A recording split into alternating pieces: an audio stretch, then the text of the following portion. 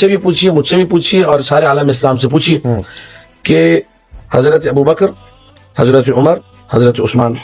نبی اکرم کے جنازے میں موجود نہیں تھے، غائبانہ نماز جنازہ پڑھی، کیونکہ سقیفہ میں حضرت ابوبکر کی خلافت کے لیے حضرت عمر سب کو جمع کر رہے تھے کہ ابوبکر کی بیعت کی جائے۔ حضرت عمر سب لوگوں کو لا رہے تھے، انصار سے، مہاجرین سے، ادھر سے ادھر سے۔ اگر نبی آرڈر کر چکے تو پھر تو یہ مسلمانوں کی بدبختی ہے کہ نبی کی وصیت کے بعد، نبی کے آرڈر کے بعد وہ لڑ رہے ہیں کہ سوابی بنایا جائے۔ تجدید وفات ہوگی نا، عمل تو نبی کریم صلی اللہ علیہ وسلم کی ظاہری وفات کے وقت صحابہ کرام رضوان اللہ علیہ مجمعین کا رد عمل انتہائی غمگین، حیرت زدہ اور صدمے سے دوچار تھا، جن میں حضرت عمر فاروق رضی اللہ تعالیٰ عنہ کا غصہ اور انکار، حضرت ابوبکر صدیق رضی اللہ تعالیٰ عنہ کی استقامت اور تسلی دینا،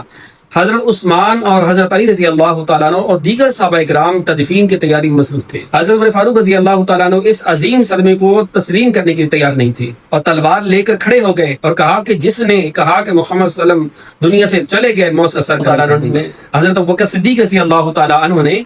رسول اللہ صلی اللہ علیہ وسلم کا چہرہ مبارک دیکھا اور بوسہ لیا، پھر باہر تشریف لائے اور خطبہ دیا، وَمَا مُحَمَّدٌ إِلَّا رَسُولٌ قَدْ خَلَتْ مِن قَبْلِهِ الرُّسُلُ، اور محمد صلی اللہ علیہ وسلم تو ایک رسول ہیں، ان سے پہلے ہی کتنے رسول گزر چکے ہیں۔ حضرت علی رضی اللہ تعالیٰ عنہ اور حضرت عباس رضی اللہ تعالیٰ عنہ اور دیگر اہل بیت اعظام نے ان کو غسل دیا۔ صحابہ کرام نے مدینہ منورہ میں حجرہ عائشہ صدیقہ عفیفہ رضی اللہ تعالیٰ عنہا کے اندر تدفین کی امور سر انجام دیے۔